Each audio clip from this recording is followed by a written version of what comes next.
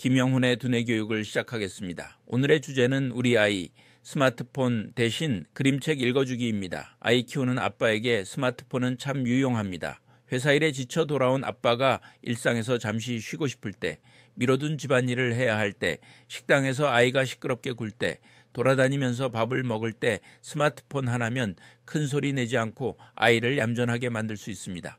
게다가 스마트폰은 게임이나 애니메이션뿐 아니라 교육용 앱도 많아 아이의 두뇌 발달에도 도움을 줄 수 있다고 내심 자위하기도 합니다. 아이가 스마트폰에 집착하는 이유는 신기하고 재미있기 때문입니다. 화려한 색감의 움직이는 물체들, 좋아하는 캐릭터의 애니메이션이나 게임은 아이의 시선을 단번에 사로잡습니다. 아이는 심심할 때, 짜증날 때, 화날 때, 위로받고 싶을 때 언제든지 스마트폰으로부터 위안을 받을 수 있습니다. 그러다 보니 아이들은 장난감이나 인형보다 스마트폰을 더 좋아합니다. 문제는 자기조절력이 약한 아이들이 강한 자극에 스마트폰에 쉽게 빠져들고 중독에 이르는 경우가 많다는 점입니다. 스마트폰 과다 사용은 아이가 한 가지 물건이나 행동에 집착을 보이거나 산만하고 또래보다 말이 늦는 등의 증상을 초래할 수 있습니다. 스마트폰을 과다 사용하면 우뇌가 담당하는 상황 전체를 보는 조망 기능은 떨어지고 자율신경계의 조절 능력도 미숙해 교감신경을 흥분시킵니다. 이는 정서 발달에 부정적인 영향을 미치며 불안, 초조, 주의력 결핍 등을 일으킬 수 있습니다. 또한 상호작용의 결핍으로 인하여 애착 형성 지연, 분리불안 장애, 사회성 발달 지연 등으로 이어집니다. 그렇다면 위기에 빠진 우리 아이들의 뇌를 어떻게 구출해야 할까요?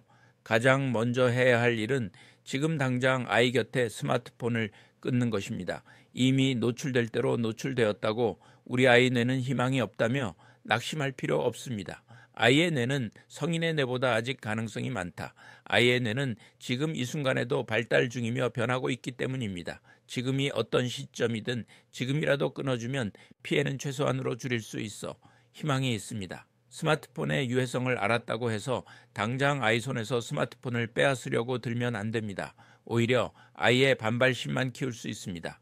울고불고 떼도 쓰고 이유 없이 짜증도 낼 것입니다. 갑자기 난폭해질 수도 있고 한동안 풀이 죽어 지낼 수도 있습니다. 하지만 초등학교 저학년까지는 그리 불가능한 일이 아닙니다. 그래도 10세까지는 아이는 기계보다 부모를 더 좋아합니다. 부모가 단호하게 안 돼 라고 말하고 몸을 움직이면서 신나게 놀아주는 시간을 늘리면 3일 길게 10일 정도면 끊을 수 있습니다. 이미 스마트폰을 과도 사용하는 아이라면 점진적으로 사용 시간을 줄여야 하며 부모 역시 아이 앞에서 사용하지 않거나 제한하는 모습을 보여주어야 합니다. 아이가 스마트폰에서 어느 정도 멀어졌다면 다음은 뇌의 발달에 좋은 자극물을 제시하여야 합니다. 나는 그 자극물로 그림책만한 것이 없다고 생각합니다. 아이와 노는 것을 힘들어하는 요즘 부모한테는 그림책처럼 감사한 물건이 없습니다. 그림책은 아이의 두뇌를 발달시키는 많은 것이 들어있고 더불어 아빠를 아빠 되게 하는 비밀도 숨어 있습니다.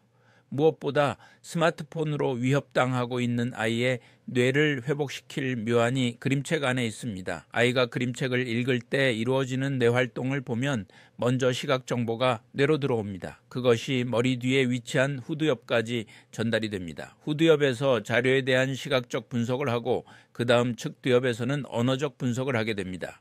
우리가 그림책을 읽으면 그림에서 느껴지는 감성은 바로 변형애를 갑니다. 그림책에서 얻은 모든 정보는 종합적인 판단, 추리, 이성 등을 담당하는 전두엽으로 갑니다. 그림책의 글은 아빠의 입을 통해서 언어를 담당하는 측두엽으로 가서 다시 전두엽으로 가게 됩니다. 아이에게 그림책을 읽어주면 언어 발달뿐 아니라 뇌 발달에도 도움이 되며 더구나 그림책을 읽으면서 이루어지는 아이와 아빠의 교감은 의사소통은 물론 정서 발달에도 좋은 것입니다.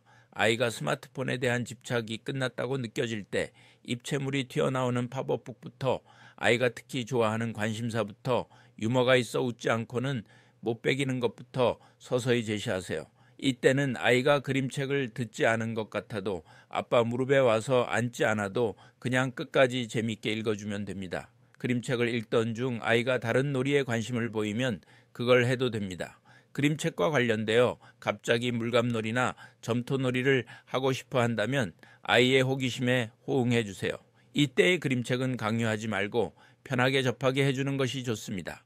우리의 뇌는 아무리 좋은 것이라도 호기심에 반하여 강제적으로 주어지는 것에는 강한 반감이 있습니다. 소아신경과 전문의 김영훈 교수였습니다.